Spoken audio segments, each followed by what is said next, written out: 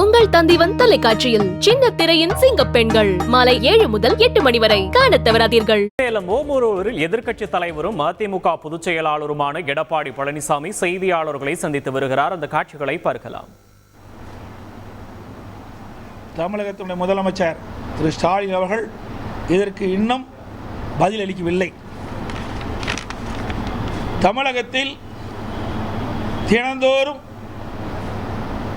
ஏதாவது ஒரு இடத்தில் கொலை நடந்து கொண்டே இருக்கின்றன. கொலை நடக்காத நாட்களே இல்லை. பாலியல் வன்கொடுமை தொடர்ந்து நடைபெற்றுக் கொண்டிருக்கின்றது.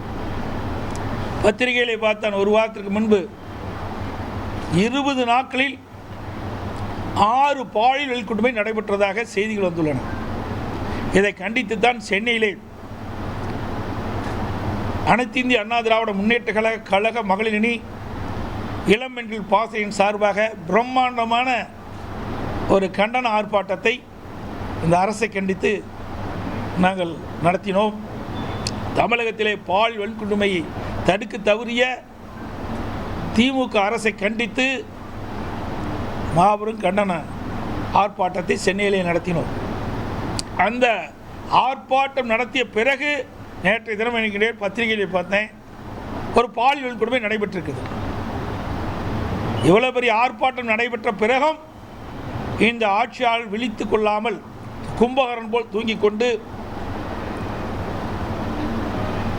தொடர்ந்து பாலியல் வன்கொடுமையை தடுக்க தவறியது கண்டனத்துக்குரியது. காவல்துறையை சுதந்திரமாக செயல்பட விட வேண்டும். அப்பொழுதுதான் குற்றங்கள் குறையும். குற்றச்செயலில் ஈடுபடுகிறவர்களை அவள் கண்டுபிடித்து அவள் மீது வழக்கு பதிவு செய்து சட்டப்படி நடவடிக்கை எடுக்க முடியும். ஆனால் விடிய அதிமுக ஆட்சியிலே அந்த நிலை இல்லை என்பதை இந்த நேரத்தில் தெரிவிக்க விரும்புகின்றேன். அது மட்டுமில்லாமல் நான் எல்லா எப்பொழுது பத்திரிகையாளர்கள் சந்தித்தாலும் சரி, ஊடகங்களை சந்தித்தாலும் சரி, தமிழகத்தில் போதைப் பொருள் நிறைந்த மாநிலமாக காட்சியளித்துக் கொண்டிருக்கின்றது. திரு ஸ்டாலின் தலைமையில் இருக்கின்ற அரசாங்கம் அதை இரும்பு கரம் கொண்டு அடக்க வேண்டும் என்று நான் தெரிவித்தேன். ஆனால் செயல்பாடுகள் மிக மெத்தனமாக இருக்கிறது. சேலம் ஓமலூரில் எதிர்க்கட்சி தலைவரும் அதிமுக பொதுச் செயலாளருமான எடப்பாடி பழனிசாமி செய்தியாளர்களை சந்தித்தார். அந்த காட்சிகளை பார்த்தோம். உங்கள் தந்திவன் தொலைக்காட்சியில் சின்ன திரையின் சிங்க பெண்கள் மாலை 7 முதல் 8 மணி வரை காணத் தவறாதீர்கள்.